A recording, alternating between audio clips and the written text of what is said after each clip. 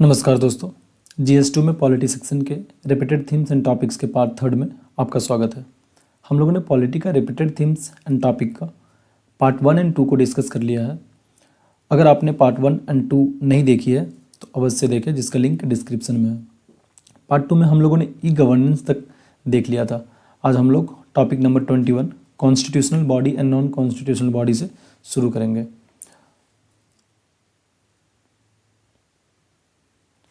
Constitutional body and non constitutional body, तो इसमें important क्या है आप देख सकते हैं। कॉन्स्टिट्यूशनल बॉडीज़ में finance commission, NCBC, CAG, election commission of India, ये सारा बहुत ही इंपॉर्टेंट हो जाता है। फिर इसके अलावा जो कॉन्स्टिट्यूशनल बॉडी नहीं है या स्टैट्यूटरी बॉडी है, वो उसमें भी बहुत सारी बॉडीज है, जैसे CBI, ED। तो ये सारा जो है हमेशा न्यूज़ में रहता है, और CBI विशेषकर इस बार तो बहुत ही ज़्यादा न्यूज़ में है। तो ये बहुत ही इंपॉर्टेंट हो जाता है इस पर्सपेक्टिव से, इस बार की करंट अफेयर्स के लिए, 70th BPSC मेंस के लिए। तो मेनली कॉन्स्टिट्यूशनल बॉडीज़ या नॉन कॉन्स्टिट्यूशनल बॉडीज़ हो या स्टैट्यूटरी बॉडी हो, उसमें हमें डायमेंशंस कैसे तैयार करना है। तो फर्स्ट एंड फॉरमोस्ट इसका हमें कंपोजिशन लिखना पड़ेगा कि इसमें कंपोजिशन क्या है। कंपोजिशन के अलावे इसके फंक्शंस क्या है, सिग्निफिकेंस क्या है। फिर जो एक एक्यूजेशन लगती है रूलिंग पार्टी पे कि ये अपने फेवर में इसे मिसयूज़ करती है, तो BPSC ने पूछा भी है कि इसके फेवर में एंड अगेंस्ट में आंसर कीजिए कि misuse of constitutional bodies by ruling party, इसके फेवर में और इसके अगेंस्ट में। फिर सुप्रीम कोर्ट का जजमेंट क्या है इसके ऊपर, और इसके बाद जो एक इम्पॉर्टेंट जो फाइनेंस कमीशन जो है इम्पॉर्टेंट बॉडी है, इसके ऊपर भी एक हॉलिस्टिक आंसर तैयार करना पड़ेगा, क्योंकि 16th फाइनेंस कमीशन न्यूज़ में रहा है और ये इम्पॉर्टेंट हो जाता है। जैसे इसका टर्म्स ऑफ रेफरेंस क्या है, और इसका जो रिकमेंडेशंस है वो अक्टूबर 31 2025 तक सबमिट करने की बात कही गई है। फिर जो फाइनेंस कमीशन है, इसमें चैलेंजेस क्या क्या है, फिर इसके अलावा इसका वे फॉरवर्ड क्या होगा, तो ये भी तैयार करना पड़ेगा। और दोस्तों मैं बता दूं कि अगर इसका PDF आपको चाहिए तो मेरे टेलीग्राम चैनल को आप ज्वाइन कर सकते हैं, और ये सारा का सारा डिस्कशन, जितने भी टॉपिक्स पे ये डिस्कशन चल रही है, वो सब के सब PYQ के एनालिसिस और जो GS2 में पॉलिटी सेक्शन है उसके सिलेबस के एनालिसिस पे बेस्ड है। टोटल हर एक टॉपिक PYQ एंड सिलेबस पे बेस्ड है। तो आप नीचे स्क्रॉल करके देख भी सकते हैं कि सारे के सारे हर एक टॉपिक के PYQ 69th से लेकर के 39 तक सब के सब दिए गए हैं।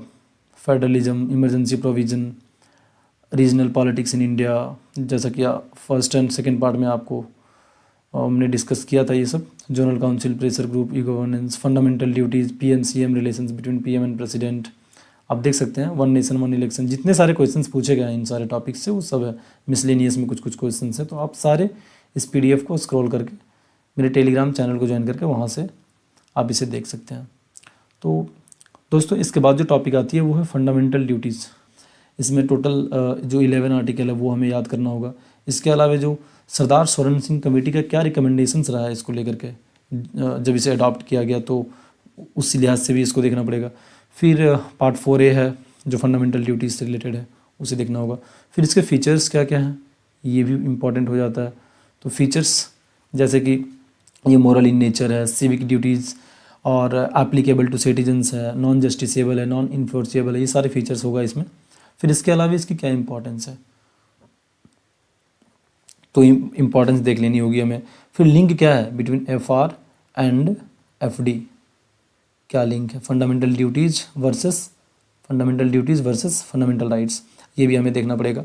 फिर जस्टिस वर्मा कमेटी के रिकमेंडेशंस क्या हैं फंडामेंटल ड्यूटीज़ के ऊपर, ये भी बहुत ही ज़्यादा ज़रूरी हो जाता है। और इसके अलावा जो इसमें है वो है चैलेंजेस क्या है इसमें, ये नॉन इन्फोर्सेबल है, नॉन जस्टिसेबल है, और आगे इसका वे फॉरवर्ड देना होगा। तो इस तरह से एक हॉलिस्टिक आंसर इसमें तैयार होगा। फिर PM and CM again very very important. इसमें जो है आपको PM का किस तरह से लिंक है प्रेसिडेंट के साथ, और CM का किस तरह से लिंक है गवर्नर के साथ, ये दोनों बहुत ही अच्छे से करना पड़ेगा। इससे रिलेटेड जो आर्टिकल है, आर्टिकल जैसे कि आर्टिकल 74 हो गया, आर्टिकल 75 हो गया, आर्टिकल 78 हो गया, और CM एंड गवर्नर से जो रिलेटेड आर्टिकल है, जैसे फॉर एग्जांपल आर्टिकल 163 हो गया, आर्टिकल 163 एंड आर्टिकल 164, ये दोनों बहुत ही इंपॉर्टेंट हो जाता है। जैसे आर्टिकल 74 में there would be COM to aid and advise the president. फिर आर्टिकल 75 में आ जाता है कि अपॉइंट करेगी प्रेसिडेंट PM को एंड अदर मिनिस्टर को on the advice of PM। Article 78 duty of PM with respect to president. उसी तरह से article 163 and 164 with respect to CM and governor आप कर लेंगे। तो इसमें भी एक, और फिर इसके अलावा जो BPSC ने पूछ रखा है PM एंड CM से रिलेटेड, वो PM एंड CM का दोनों का अपॉइंटमेंट का प्रोसेस क्या है, और इसमें इसके पावर्स क्या होते हैं, PM के CM के दोनों के पावर्स क्या होते हैं, इसके फंक्शंस क्या होती है, ये सारा कुछ तैयार करना पड़ेगा। फिर उसके बाद आता है टॉपिक जो है one nation one election. Again very very important, very very important. ये 67th BPSC में एक क्वेश्चन BPSC ने पूछा भी हुआ है मेंस में, और इस बार करंट अफेयर में भी है, तो ये बहुत ही इंपॉर्टेंट हो जाता है इस साल के लिए। तो और BPSC क्वेश्चंस रिपीट भी करती है, तो इस लिहाज से आप इसे तैयार कर लेंगे। वन नेशन वन इलेक्शन, इसमें क्या क्या डायमेंशंस, क्या क्या हम तैयार कर सकते हैं, क्योंकि ये न्यूज़ में भी है। तो फर्स्ट एंड फॉरमोस्ट इसका कॉन्सेप्ट ये है क्या, इसकी नीड क्यों पड़ी साइमल्टेनियस इलेक्शन की, क्यों पड़ी, गुड गवर्नेंस को लेकर के, डेवलपमेंट को लेकर के, फाइनेंशियल बर्डन रिड्यूस होगी, ये सारे डायमेंशंस को ध्यान में रखते हुए जिसकी नीड पड़ी है। फिर कमेटी रिकमेंडेशंस क्या है इसको लेकर के, क्या क्या कमेटी रिकमेंडेशंस हैं, लॉ कमीशन के क्या रिकमेंडेशन है, NCRW के क्या रिकमेंडेशन है, पार्लियामेंट्री स्टैंडिंग कमेटी के क्या रिकमेंडेशन है, तो ये सारा कुछ हमें तैयार करना पड़ेगा।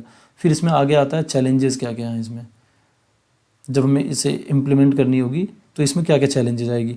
तो इसमें क्या है कि रीजनल इशूज़ जो है उसे इग्नोर हो जाने के चांसेस हैं। फिर जो रीजनल पार्टीज है उसके लिए ये एक डिसएडवांटेजियस है। फिर पॉलिटिकल अकाउंटेबिलिटी लैक करेगी जब इसे इम्प्लीमेंट कर दी जाएगी। फिर लॉजिस्टिकल सपोर्ट, इसकी भी एक कमी महसूस की जाएगी। EVM बहुत ज़्यादा क्वांटिटी में होगा, क्वांटिटी में ज़रूरत पड़ेगी। फिर पर्सनल की बहुत ज़्यादा ज़रूरत पड़ेगी, और lack of consensus among various parties, this is also a great concern. और सिंक्रनाइजेशन चैलेंज है, क्योंकि हर एक स्टेट का, और अभी बहुत सारे स्टेट का अलग अलग टाइमिंग पे इलेक्शन है, सेंटर का अलग टाइमिंग पे इलेक्शन है, तो इस सब चीज़ को लेकर के फिर उसके आगे आता है इसमें मेजर्स क्या क्या ले सकते हैं for the effective implementation of one nation one election. तो इसे हम क्या कर सकते हैं, इसमें फेज बेसिस पे इसको स्टार्ट कर सकते हैं, जैसे पहले यूटीज़ में या कोई एक एरिया को चिन्हित करके कर सकते हैं। AI का यूज़ कर सकते हैं फॉर दी रिसोर्स एलोकेशन। और हम फेडरलिज्म को कैसे सेफगार्ड कर सकते हैं to ensure that a state specific issues remain central, ये कहीं मार्जिनलाइज ना हो जाए। फिर इलेक्शन कमीशन को हमें स्ट्रेंथन करना होगा, इलेक्शन पर्सनल जो हैं उन्हें ट्रेन करना होगा, और इंटरनेशनल केस स्टडी को देखना होगा कि साउथ अफ्रीका, स्वीडन जैसे कंट्री या जर्मनी जैसे कंट्री का इसमें क्या अभी तक का स्टेटस है, वो सब कुछ हमें देखना पड़ेगा। तो ये एक हॉलिस्टिक आंसर इस तरह से हम तैयार कर सकते हैं। इसके अलावे जो टॉपिक है, अगला टॉपिक हमारा है वो है लोकपाल एंड लोकायुक्त। लोकपाल एंड लोकायुक्त ये उतना इम्पॉर्टेंट नहीं है, बट फिर भी देखना पड़ेगा आपको। 2013 का एक्ट क्या है इसमें, फिर Lokpal and Lokayukta amendment act 2016 क्या है, और ये क्या अभी तक इफेक्टिव रहा है, यानी कितना इफेक्टिव रहा है, इसके लिमिटेशंस क्या क्या हैं अभी तक जो है, इसके लिमिटेशंस क्या क्या हैं, इसके फॉर्मेशन से लेकर के अभी तक, फिर इसका एक वे फॉरवर्ड। तो इस तरह से आपका ये हॉलिस्टिकली तैयार हो जाएगा। सेलियन फीचर्स ऑफ द कॉन्स्टिट्यूशन, तो सेलियन फीचर्स क्या है कॉन्स्टिट्यूशन के, ये लेंथीएस्ट है, बोरो किया हुआ है, रिजिड एंड फ्लेक्सिबल है, और क्या क्या है हमारा, पार्लियामेंट्री फॉर्म ऑफ गवर्नमेंट है, यूनिटरी बायस्ड है, 3 टियर गवर्नमेंट है, इंडिपेंडेंट जुडिशरी, ये सारे पॉइंट आप दे सकते हैं उसमें। फिर इसका क्रिटिसिज्म क्या है, इसका जो है वो क्रिटिसिज्म क्या है। तो ये जो फिर इसमें क्रिटिसिज्म के बाद इसमें एक वे फॉरवर्ड भी देना पड़ेगा, ठीक है। और इसके बाद जो है वो है एंटी डिफेक्शन। एंटी डिफेक्शन ये हो गया, ये भी हो गया, ये भी हो गया, ये भी हो गया। Anti defection law, anti defection में क्या इंपॉर्टेंट है, एंटी डिफेक्शन में 10th schedule, again very very important 10th schedule. उसके बाद इसमें जो इंपॉर्टेंट प्रोविजंस हैं वो क्या है, इसको क्रिटिसिज्म इसमें क्या है, स्पीकर के रोल जो इसमें कंट्रोवर्शियल रोल है उसके लेकर के क्या इसमें क्रिटिसिज्म है, इसमें सुप्रीम कोर्ट का क्या जजमेंट है वो भी हमें दिखाना पड़ेगा।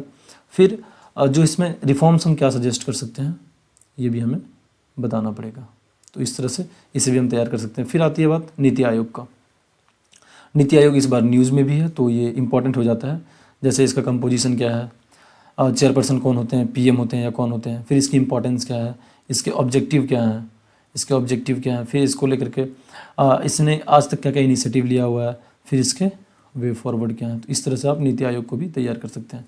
फिर अगर आगे बढ़े तो ये भी हो गया 29 नंबर पार्लियामेंट्री कमेटी। और इस बार ये भी इंपॉर्टेंट है, न्यूज़ में रहा है कैबिनेट कमेटी, तो ये भी थोड़ा इंपॉर्टेंट हो जाता है। आप इसे भी अच्छे से तैयार कर लेंगे।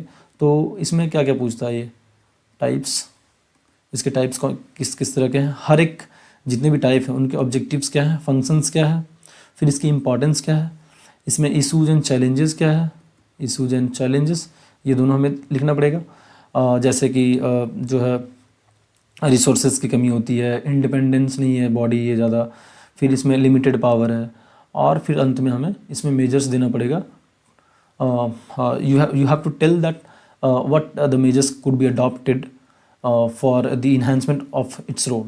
तो आप इसमें इस तरह से कोट करके इसे कंक्लूड कर सकते हैं। फिर आगे आता है ट्राइब्यूनल।